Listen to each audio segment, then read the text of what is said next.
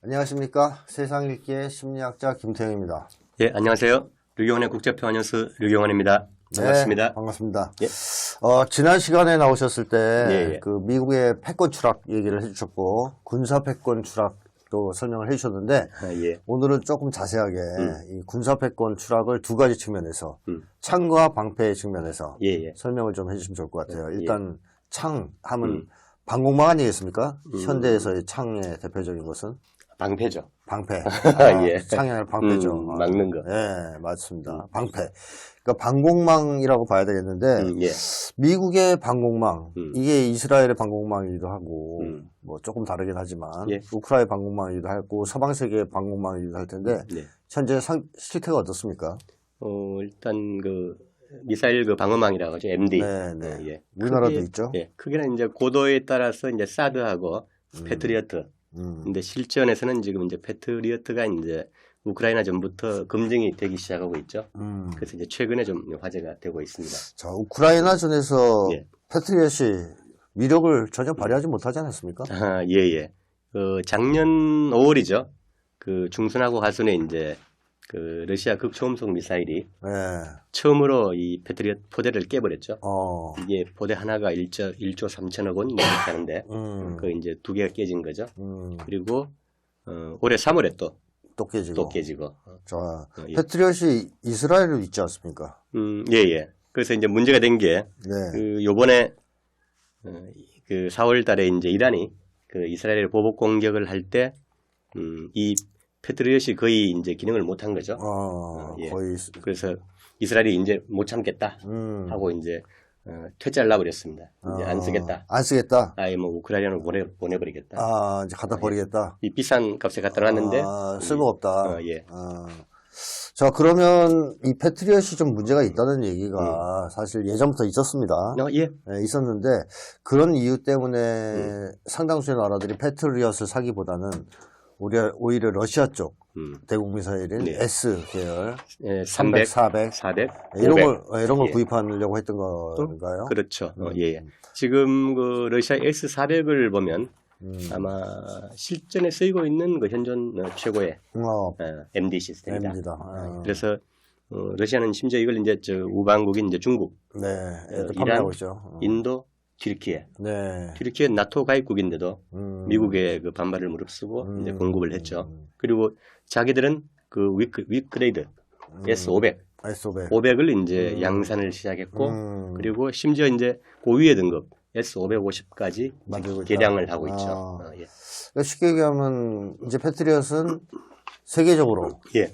저거는 쓸모가 없다. 갖다 놔봐야 돈만 나가고 유격 능력은 없다. 이런 이제 평가를 받고 있다. 예. 이렇게 봐야 되겠는데 우리 한국에도 많이 있지 않습니까? 그렇죠. 네, 그런데 이제 문제는 그 사드든 패트리어트든 이제 그 미국이 그 방산업체들이 비싼 값에 그동안 이제 90년대부터 해외에 공급을 했는데 그 바가지를 씌운 거죠. 그런데 이게 실전에서 검증이 될 일은 없는 거죠. 그렇죠. 미국의 방어망에 그 공격을 가할 감이 전조국에 그런 나라는 없었으니까 검증이 안 돼서 예. 얼마나 후진지가 잘 드러나지 않고 있었다. 그런데 이번에 이스라엘에 이란이 미사일을 쏘면서 예. 패트리엇의 성능이 뽀록이 난 거죠. 뽀록이 났죠. 뽀록이 났습니다. 근데 이번만이 아니고 사실 그 전에도 네. 그 이스라엘에 처음 배치한 게 1991년도예요.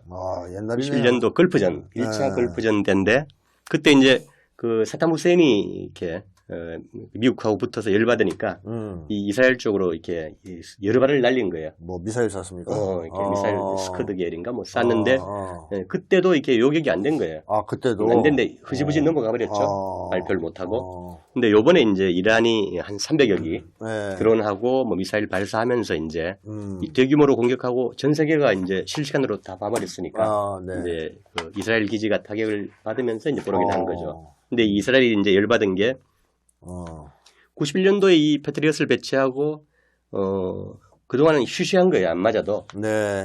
그리고 요번에 이제 이스라엘이 패트리엇을 못 쓰겠다라고 이렇게 불과 얼마 전에 한 주일쯤 전에 발표했어요. 이게 미국이 최고의 우방이자 형님인데 전 세계 MD망을 못 쓰겠다고 한 거는 미국에는 이렇게 치명적인 타격이죠. 그렇죠. 이스라엘 너조차 완전히 등에 칼을 꽂은 거죠. 근데 있을 수 없는 일인데 이스라엘이 워낙 열받으니까 이제 이번에 한 건데 어떻게 됐냐 하면 이게 그 패트리엇이 91년도 이스라엘에 배치되고 이게 그 공식적으로 이제 짝 자기들이 쭉 보니까 처음으로 이 격출한 게 2014년에 무려 이제 2023년이 지나서 이제 하마스의 드론을 처음으로 격추한 거예요. 드론이야 뭐 아무것도 아니잖아요. 느리죠. 그렇죠. 느리고 뭐 시끄럽고 이게 고급 그 탄도미사일 격추용이지. 드론 격추용 애기들 뭐 200만 원짜리 이런 거 격추하려고 하는 게 아니잖아요. 그런데다가 그 요번에 이란이 공격할 때는 이게 성공률이 25%. 그것도 저는 참 믿기지가 않는데. 그러니까 드론 같은 걸 떨어뜨렸다는 얘기겠죠. 그렇죠. 처음에 드론을 한 180킬 쐈으니까 그건 이제 미끼로. 그리고 이제 이스라엘은 자기들의 이제 에로우나 그 이렇게 다윗의 돌팔매 중간층 그다음에 아이언돔 밑에 제일 밑에 이 해서 자기들은 한 90% 격추했다. 이렇게 된 거예요. 차라리 우리 걸 쓰겠다. 그러니까 처음에 이제 이란이 공격한 뒤에 얘들이 피해가 없다고 99% 요격했다고 발표했잖아요. 이제 그런데 자기들은 90% 열심히 잘했고 미국은 25%밖에 격추를 못했다. 이게 이제 그러니까 이제 뽀록이 난 거죠 또. 전체적인 뭐 성공률이 한 70% 되나요? 평균하면 그 정도 되겠죠. 그리고 문제는 이번에 이란이 공격할 때 그 미국 그다음에 영국 독일, 프랑스, 요르단 이게 총 출동해서 막은 거예요. 이스라엘을 보호하려고. 그리고 이 나라들이 그 비행기도 한 240대 가까이 보내서 방어망을 치고 그런데도 불구하고 이제 그런데 이란은 2, 3세대 중고 무기를 보냈는데 불구하고 그리고 그 항공우주군 역량이 한 20%만 썼다고 며칠 전에 발표했어요. 이제 조금씩 정보를 흘리고 있어요. 고급 정보를 이란이. 근데 그럼에도 불구하고 이제 그 서방의 여러 나라가 총동원된 방어망, 그다음에 이스라엘의 그 이렇게 다층 고급 그 방어망까지 다 뚫어버린 거예요. 이게 상당히 치명적이죠. 충격이죠. 그래서 이제 이스라엘이 엄청 열받은 거죠. 열받아서 공식적으로 전 세계에 나 우리 패트리엇 못 쓰겠다 선언을 해버린 거예요. 이거는 엄청난 사건입니다. 근데 국내는 보도가 안 되고 있죠. 앞으로 미국이 패트리엇 팔아먹기 힘들겠네요. 당연히요. 그래서 이제 그 젤렌스키는 이제 워낙 그거라도 급하니까 그 좀 줘라라고 있는 상태인데 돈은 없고. 그냥 공짜면 받겠다 이런 얘기겠죠. 모르죠 이제. 자 그러면 미국을 중심으로 하는 서방 세계의 이 방패가 상당히 지금 낡았다. 제 기능을 발휘하지 못하고 있다. 이렇게 봐야 되겠고. 그렇죠. 그럼 창의 대결에서는 어떨까요? 이 서방 세계의 창 하면 최근에는 극초음속 미사일이 지금 화두 아니겠습니까? 무기에서는. 근데 극초음속 미사일을 개발하는 서방 국가가 없지 않습니까? 일단 공식적으로는 한 12개국 정도에서 군사 선진국들, 강국들이 이제 그 개발을 무지 열심히 하고 있는 것으로 실전 배치는 못했잖아요. 실전 배치는 이제 5개국이죠. 그러니까 서방 세계는 없지 않습니까? 없죠. 없죠. 그 실전 배치는 이란, 북중러, 이란, 예멘. 예멘도 있습니까? 예멘이 이제 얼마 전에 마하팔에 극초음속 미사일을 발표를 했죠. 그거 자기들이 만든 거예요? 아니면 어디서 수입한 거예요? 그 뭐 반쯤 줬는지 그건 모르죠. 그건 이제 시간이 흘러야 어쨌든 밝혀질 테고. 서방이 아닌 이 어떻게 보면 반제 진영 쪽에서만 극초음속 미사일을 가지고 있다. 이렇게 봐야 되겠네요. 그렇죠. 그리고 그 미국이나 집단 서방들은 지금 거의 뭐 할 수 있는 게 없는 2030년대까지 개발하겠다고 하는데 아무런 뭐 기술적인 기반이나 이 능력이 안 된 그래서 미국이 일본하고 같이 극초음속 무기 유격하는 걸 만들자 뭐 이런 걸 제안했다는 얘기가 나오던데요. 궁여지책이죠. 이게 그 창과 강패가 있으면 일단 창을 먼저 만들어야 그렇죠. 상대를 이렇게 싸우면서 이겨야 되는데 창은 못 만들고 이 그 요격 시스템 방어 시스템을 이제 만들겠다고 이제 나온 거죠. 그것도 미국이 혼자는 기술이 안 되니까 일본하고 공동으로 개발하자, 투자하자, 30억 달러를. 내가 형이니까 20억.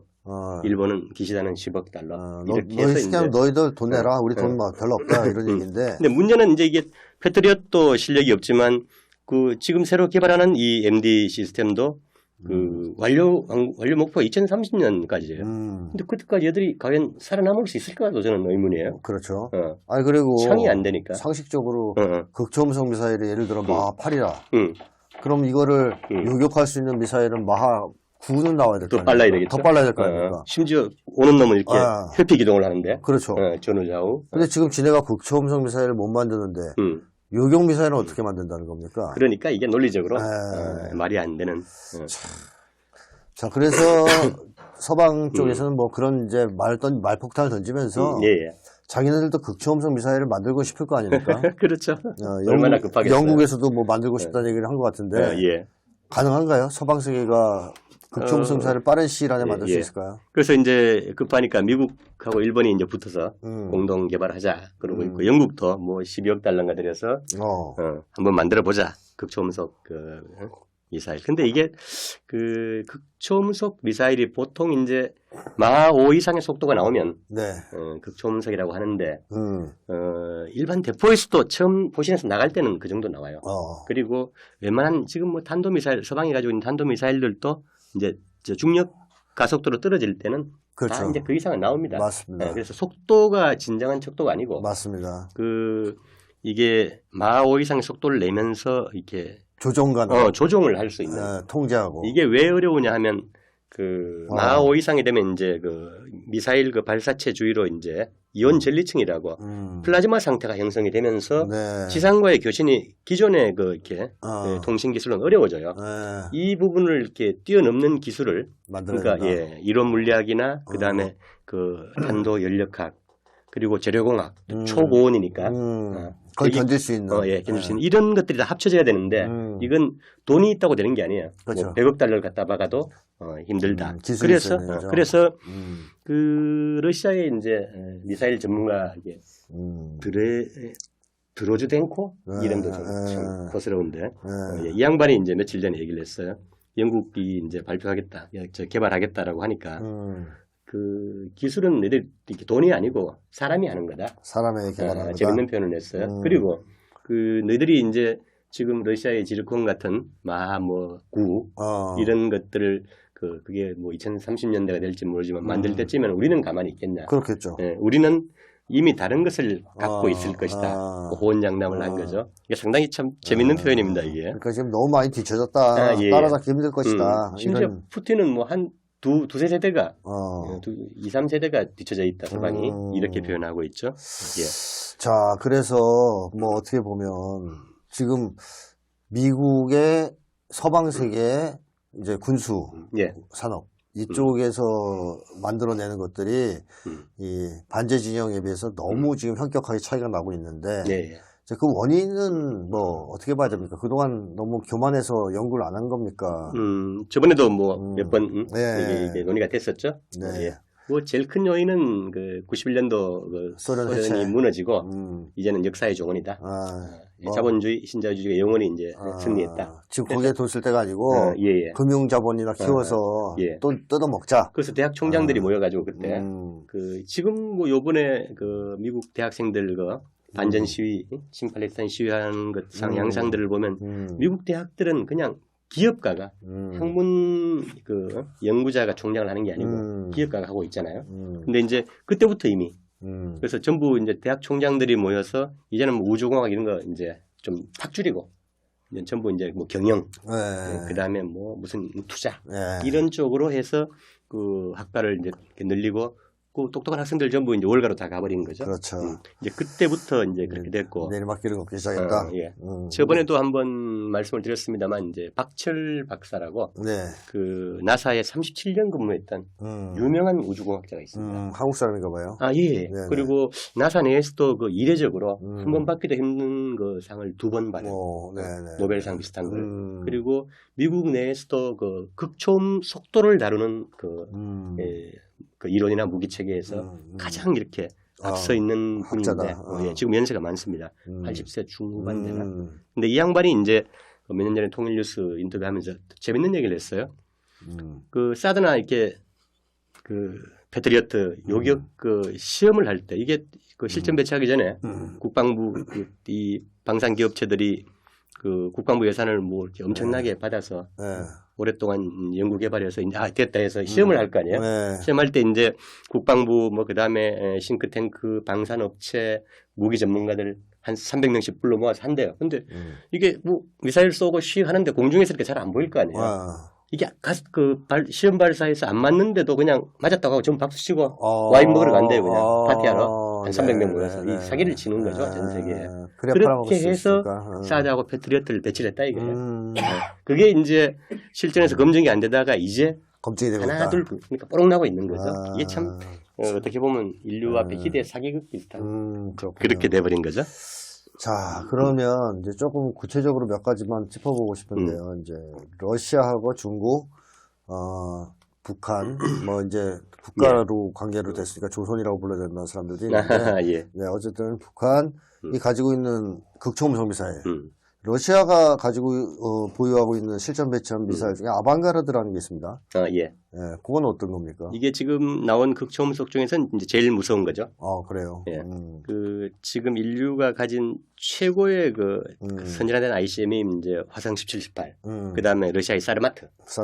이 정도인데 그 사르마트도 최신 ICBM일 뿐더러 여기에 이제 뭐 핵탄두를 다탄두를 실을 수도 있고 또 거기에 이 아방가르드라는 활공체죠. 가오리 같은. 극초음속 활공체. 그렇죠. 극초음속을 붙여가지고 이게 떨어질 때 마 한 24 정도. 이게 상상 엄청 빠른 속도죠. 그리고 거기에 정밀도도 엄청나고 그다음에 방어, 회피 기능. 해서 이제 이 엄청난 그 타격력을 가진 아마 지금은 극초음속 중에서도 극강의 활공체일 것 같아요. 아방가르드라고. 실전 배치되어 있습니다 이미. 실전 러시아에서는. 네. 서방엔 당연히 없는 거죠. 그렇죠. 예. 그리고 뭐 킨잘도 극초음속 미사일이라고 봐야 됩니까? 예. 킨잘은 뭐 비행기에 주로 실어서 미그 31이나 그 투플레퍼 전략 폭격기에 실어가지고 이렇게 쭉 공중에서 발사하면 한 2, 3천 킬로.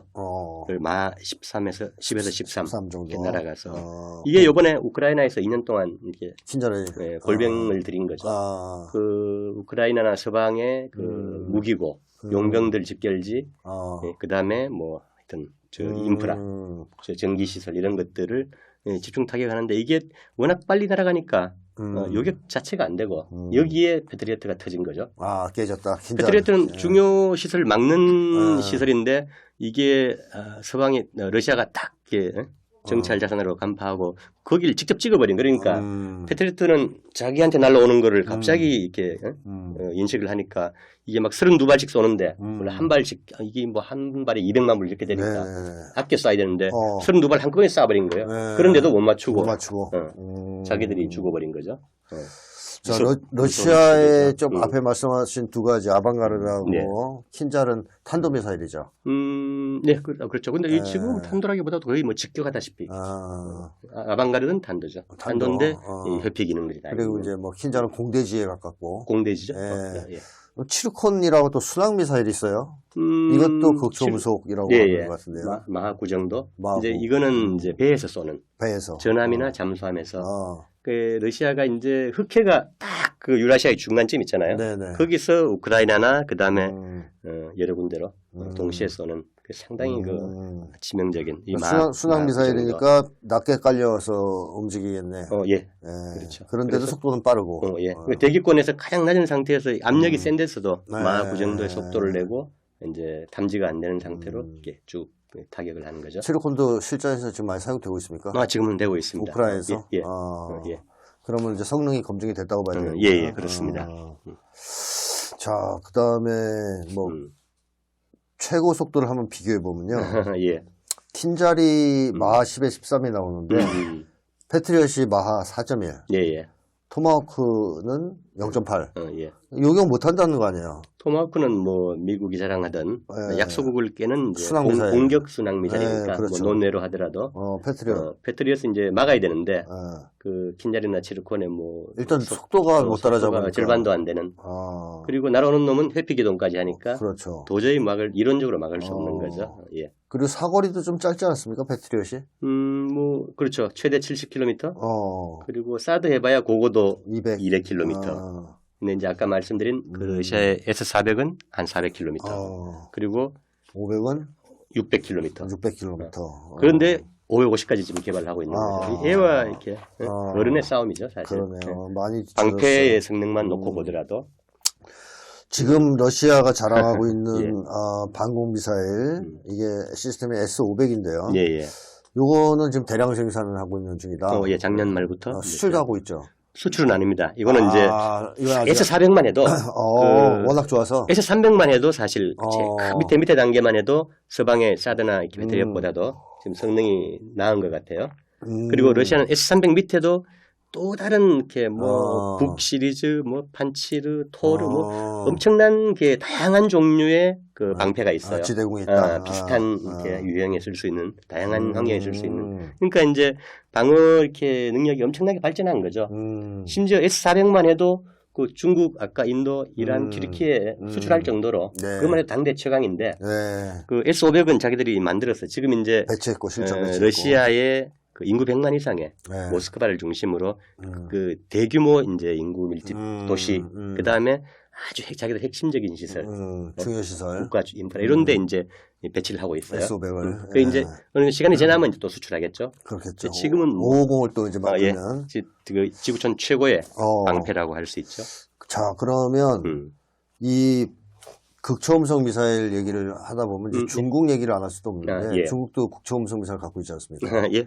중국이 가지고 있는 극초음속 미사일은 뭘까요? 둥펑입니까? 예. 둥펑 시리즈가 이제 중국의 그 미사일 시리즈인데 17부터 뭐 21, 27, 31, 뭐 41, 100까지 있어요. 그거 다 뭐예요? 다 극초음속이에요? 이제 그 중에 아니요. 극초음속도 있고 ICBM도 있고. 그거 이름은 다 그냥 둥펑으로 붙인 겁니까? 네, 그렇죠. 근데 이제 둥펑 17이 그 한 5년 전에 이제 발표된 이제 극초음속 미사일이죠. 요거만 10 정도. 10 정도. 근데 이 정도만 해도 그 제2 도련선에서 들어오는 그 미국 배들은 항공모함이나 포함해서 깨기엔 충분하다. 러시아급에서 조금 딸리네. 그렇죠. 예. 근데 이제 앞으로 계속 또 발전시키겠죠. 중국도 만들고 있다. 아마 10 정도. 예. 그러면 그 다음에 북한도 극초음속 미사일을 실전 배치했죠. 얼마 전에 이제 불과 한 달 됐나요? 화성포 16 나형이라고. 물론 이건 거의 ICBM 아닙니까?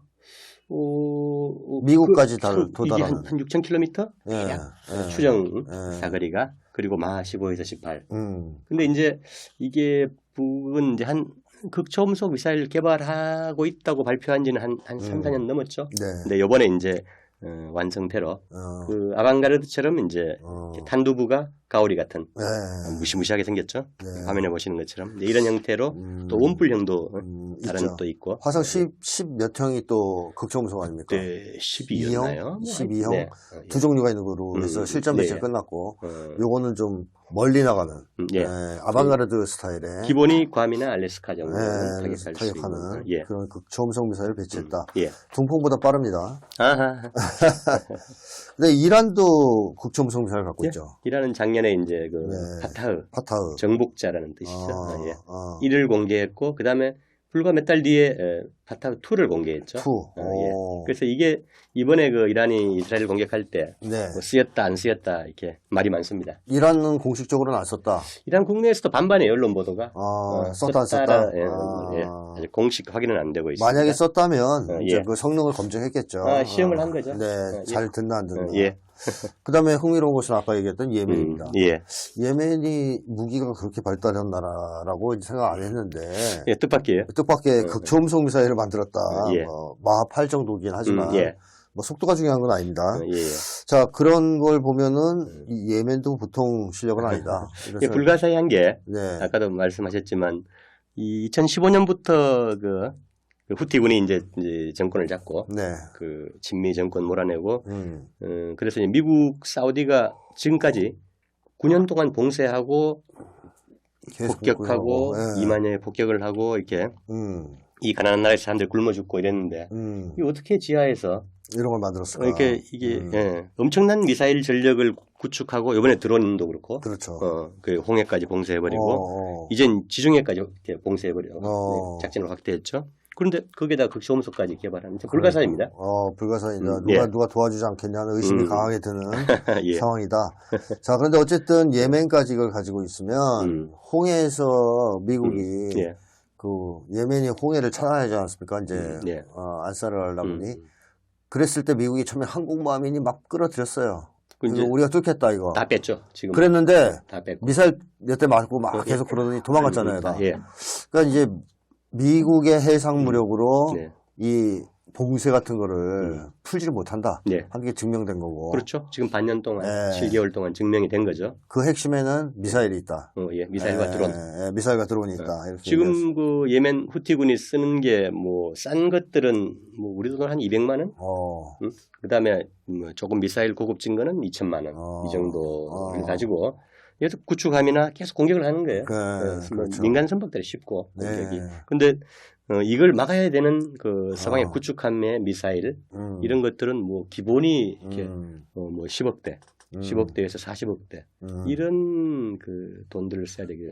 근데 그거라도 써서 막으면 다행인데. 그렇죠. 네, 근데 못 막으니까 계속 쥐어뜨리죠. 네. 그런데도 서방은 지금 그 미국이 그 연합군을 구성해서 하자고 했는데 다 도망가 버리고 네. 미국도 슬슬 발을 빼고 네.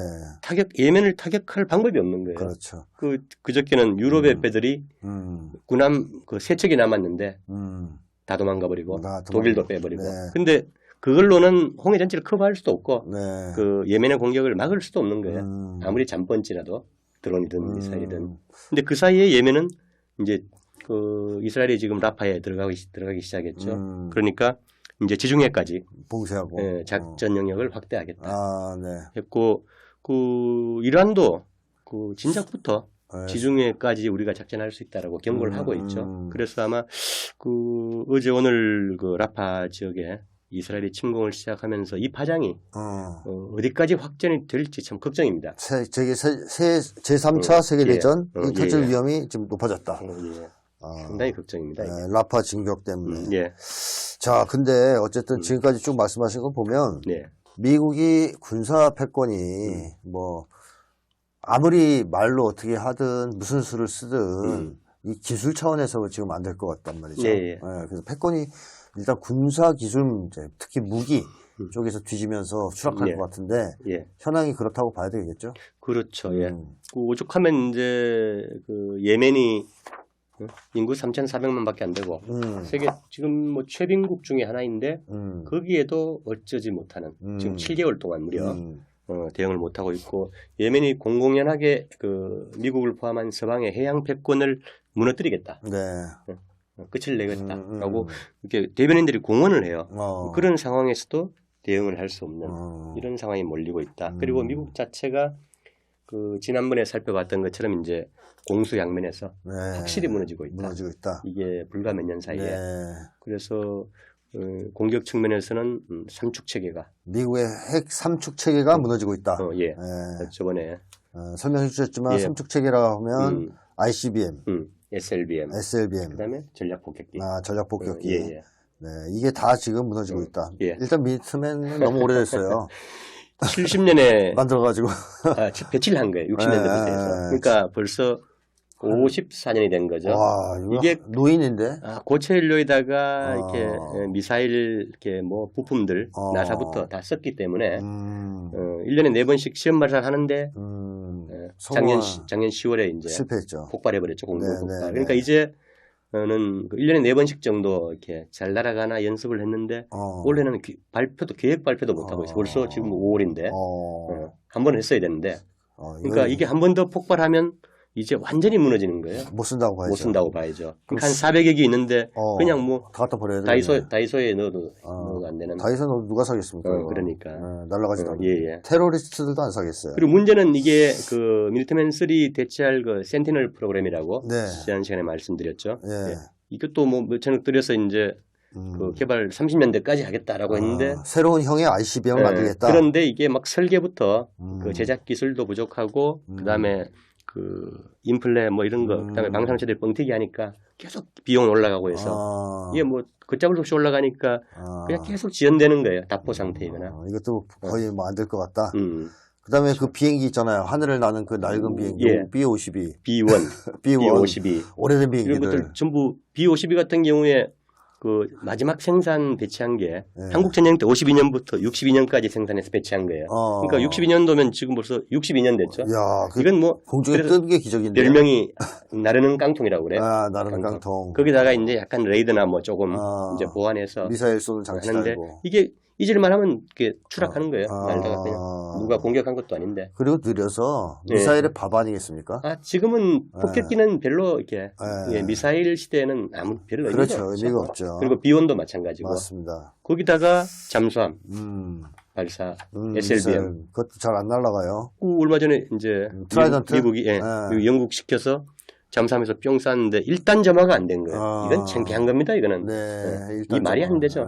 이게 북에서 실험하다가 이렇게 실패하면 얼마나 비웃어요. 그렇겠죠. 조롱하고. 근데 그 1단 발사가 안 돼서 잠수함 이렇게 바로 옆에 이렇게 달팽이처럼 떨어지는 그 유명한 사진 나올 텐데 그 국방장관하고 타고 있다가 다 죽을 뻔하고. 네, 맞습니다. 그래서 이 SLBM도 90년에 배치해서 지금 34년 됐죠. 오래됐어요. 이것도 고물인데다가 얘도 이제 한번 그 2016년에 얘는 또 전과가 있어요. 그 영국 쪽에서 남대서양으로 한 6, 7천 킬로를 보내야 되니까 SLBM이니까 쌌는데 마이애미로 쪽으로 날아간 거예요. 그러니까 부랴부랴 공중 폭발을 시켰어요.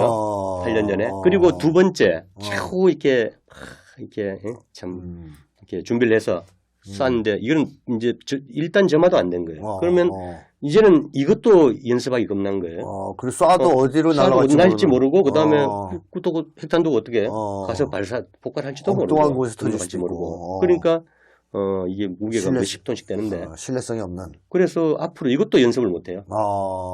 훈련을 못 하고 그다음에 후발 프로그램도 없고 이건 아예 계획이 없어요. 계획이 없다. 그러니까 뭐 할 수 있는 게 없는 거죠, 미국은. 그럼 뭐 잠수함이 있으면 뭐 합니까? 그렇죠. 그런 미사일이 그렇게 후지면. 그러니까 겨우 토마호크 정도를 가지고. 토마호크도 너무 이제 오래됐습니다. 네, 그것도 너무 이제 0.8. 네. 날아가는. 그건 군뱅이죠. 그 잘한 비행기가 격추도 시키는 거 아니에요? 쫓아가서. 자, 그런 것 때문에 러시아 쪽에서는 뭐 파트루셰프인가 연방안전보장회 의장은 러시아가 핵미사일 분야에서 경쟁국을 앞서갔다. 뭐 이런 얘기도 했고요. 극초음속 포함해서 독특한 전략 무기를 보유했고 향후 수십 년간은 안전보장에 문제가 없다. 그래서 역사적 이정표라는 표현도 썼습니다. 그래서 이 양반이 이제 러시아 내에서도 한 2, 3인자 될 거예요. 상당히 이렇게 최고위직인데 푸틴에 이어서 이런 양반이 작년 말에 이런 표현을 썼는데 이렇게 했다는 거는 확신이 있지 않고는 그렇죠. 이런 표현을 못 쓰죠. 이미 대세가 기울었다. 그런 거를 미국도 인정하는 발언이 나오죠? 그 레이 맥거번이라고 CIA 전 분석관이 있는데 아주 이렇게 전문가죠. 그 러시아가 이제 히로시마 이후 78년 만에 미국과의 핵 경쟁에서 승리했다. 그리고 극초음속 미사일은 방어 수단이 없다. 명확히 이런 표현들은 뭐 솔직하게 미국 내 전문가들 중에서 무수하게 나옵니다. 계속 나오고 있습니까? 계속 나오고 뭐 하지만 현실이 그러니까. 이제는 뭐 여기 나와서 떠드는 것도 입이 아파요. 어쨌든 미 상원의 로저 워커, 데보라 피셔 의원, 뭐 이런 사람들도 미국이 핵무기 현대화에 실패했다. 총체적 난국이다. 뭐 이런 얘기를 했고, 또 뭐 이 DD 지오폴리틱스는 미국 언론입니까? 이거는 그 텔레그램의 한 채널입니다. 채널입니까? 그래서 이제 여기서도 고급 정보들이 실시간으로 계속 올라와요. 여기서도 먼저 미국이 게임이 안 된다. 이런 얘기. 러시아에 비해서 미국이 그 10분의 1 정도 실력밖에 안 된다. 10대 1 정도다. 10대 1 정도다.